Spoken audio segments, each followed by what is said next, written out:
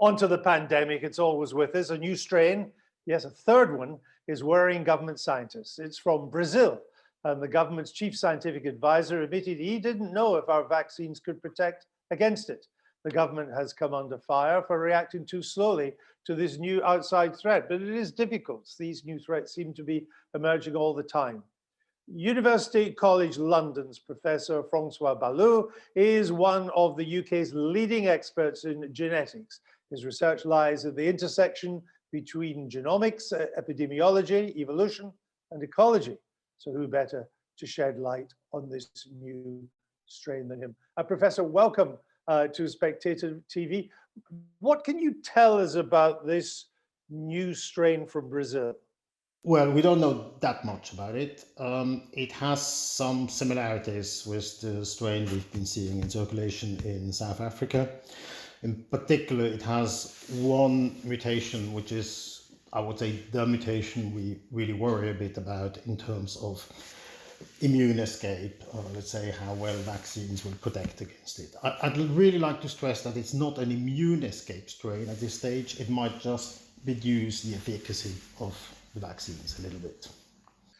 Tell us what's happening when these strains mutate.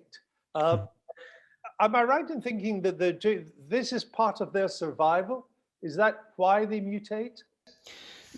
Yeah, so mutations tend to be random, and from the beginning of the pandemic, let's say initially we had very little variation in the viral population, and then diversity has been building up through mutations, and on average every strain acquires about 25 mutations a year. So most of them do absolutely nothing. They have no effect on the virus. They don't make it transmit better. They don't make it escape vaccines or immunity. But then there are a few that can change the virus a little bit.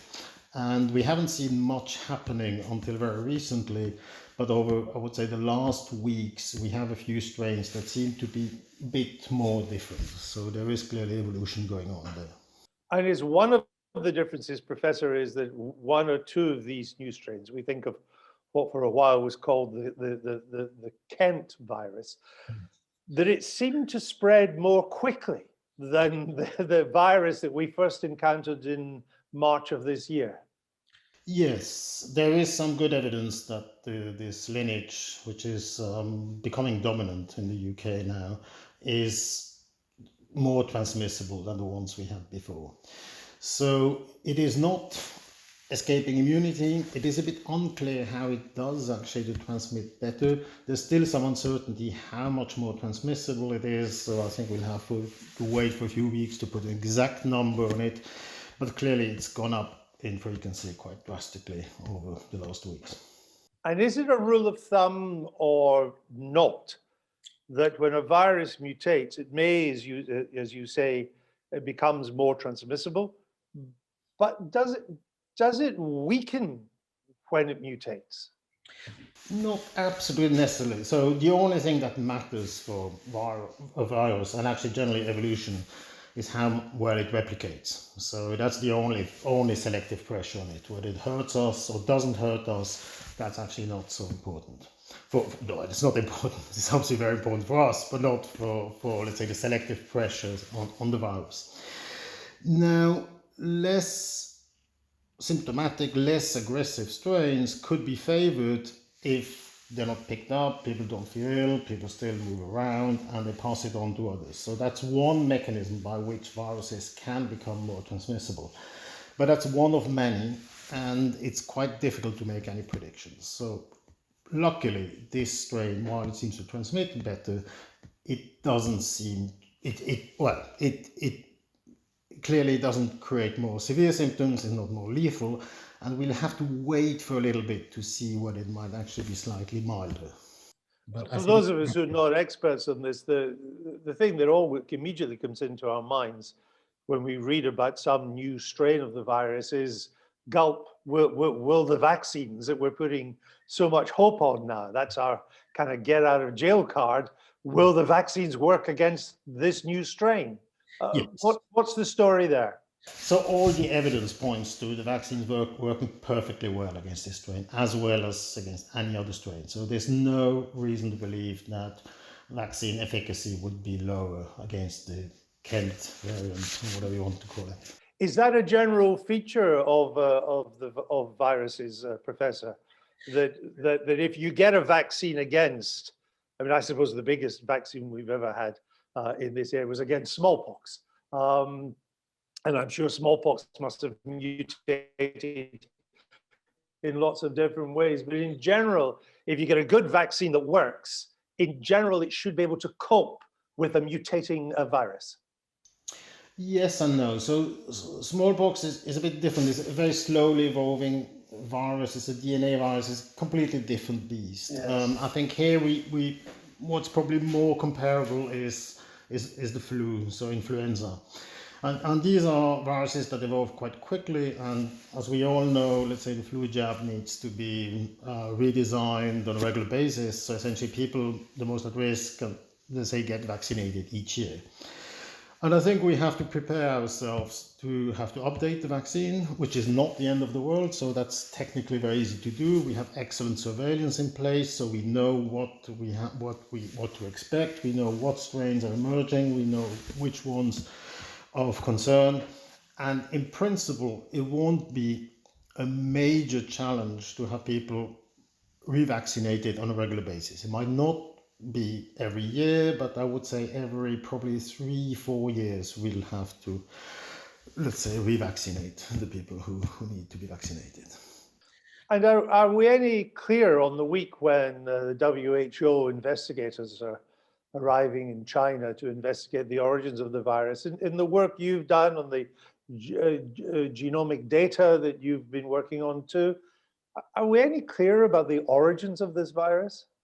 It jumped around October 2019 into the human population. It might have been around a little bit earlier, but let's say all the strains we've sequenced so far, that's 350,000 essentially, they all have an ancestor which dates back to around October 2019. And then it started spreading, first probably quite slowly. It reached Italy quite early. We have good evidence that it was in Italy in November 2019. It wasn't really picked up initially, and then obviously, as we all know, from late December, January on, we realized there was a problem, but by then it was actually probably fairly widespread, at least in Europe. Sorry, Professor, on you go. And then obviously the question is, where did it come from? We know of related, fairly closely related viruses that circulate in bats in China. And we know actually of many of related coronaviruses in all sorts of animal populations, bats, carnivores, even birds. And these things are actually not uncommon, and it can happen that they just jump hosts. We also know that SARS-CoV-2 has a very broad host range, so it can infect humans, but it can infect primates, it can infect cats and dogs and whatnot. So I think the most likely scenario is that it was some kind of natural spillover from an animal, but then obviously and it probably happened in China. That's very, very likely. Happened around October 2019. And then obviously, did it go to a lab? Let's say, was it stored in a lab? Someone got infected? This is very, very difficult to say. What I'd like to stress is that we really have no evidence that it was kind of engineered by some nefarious boffins. So it looks to me very natural. When I look at it, align the sequence against loads of other coronaviruses, I can see nothing really super special about it. So one of the extreme conspiracy theories that we don't need to dwell on is that China essentially intentionally unleashed this virus. Let's park that.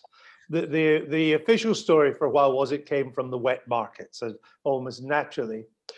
But would it also be possible that the lab in Wuhan was working, experimenting with this virus, doing perfectly legitimate scientific research into it, and it got out somehow? It just it lost it. Yeah, I think we cannot rule this out at this stage, and I hope there will be a proper investigation to clarify that. But even if it happened, to be absolutely brutally honest, similar things have happened before. And there's always a small risk that, let's say, something can escape from a lab.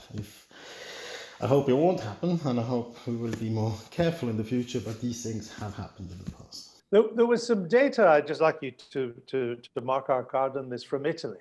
It got some people quite excited in China, because it said the blood samples taken in September had tested positive for COVID-19 antibodies, and the Chinese scientists say, so it shows that virus, it didn't originate with us if it was September. Well, I mean, for those of us who are anything but experts in this area, we just don't know what to make of that. What do you make of it? Yeah, there have been several similar claims in the literature, including in peer-reviewed journals. I have to say that these studies were not particularly carefully performed. There's always a risk of false positive with let's say, this kind of test, and if you just screen samples, especially old samples that have not been necessarily conserved in perfect conditions, you can pick up some false positives. And I wouldn't say the evidence is convincing at all. The really convincing evidence we have is for cases in December and November in France and northern Italy. So actual cases, there's one from early November, child, and it's pretty convincing that this was an actual case. And then we have some evidence from wastewater, also from northern Italy, which suggests that it was in circulation in December. Interesting. Professor, I think in this, what I might call the second wave, the number of cases, the huge rise and the number of deaths has taken a lot of people by surprise, certainly a lot of non-experts by surprise, from the government down. And January and February look like being pretty dark days in Britain and in other countries too. Our hope, our optimism, if there is any, is all around the vaccine as it's rolled out, and we in Britain seem to be doing pretty well compared to other countries in rolling out that vaccine. And there's talk now that it could well be about 19 million people are getting it by the end of February, sometime into early March. Are we right to have that as to regard that as the light at the end of the tunnel, and the light is not an oncoming train? I absolutely agree. So the vaccine will be absolutely essential to bring us back to normal. But let's say the vaccine is a brilliant, beautiful tool that will help us getting back to meaningful normal life a bit sooner. But fundamentally, pandemics come to an end. Now, there's an element of seasonality. So I would say many people predicted this winter wave to be more severe than the spring wave. So that's really in line with what we know from enveloped RNA viruses, which have this highly seasonal behavior. They transmit best in dry, cold air. And obviously, by transmitting, they infect people, and people gain immunity, now obviously at a terrible cost. And by having also a large fraction, as large as possible, of the population being protected by the vaccine rather than infection, we obviously decrease the burden quite dramatically. But that's really the burden in terms of morbidity and mortality. But fundamentally, the pandemic would come to an end. More, let's say, there's no doubt about that. We have experienced previous pandemics, let's say influenza pandemics in 1918, 57, 68, the mild one in 2009. But let's say it feels like the end of the world, but let's say there's definitely light at the end of the tunnel. And also the vaccine use is wonderful, and it will accelerate, let's say, the ending of the pandemic. Well, we'll keep our eye on that light, even if it still seems a little far away at the moment. Professor, thank you for the work you're doing in this area, and for your expertise, and for sharing that with us on Spectator TV today. Thank you. Thank you to you. Bye.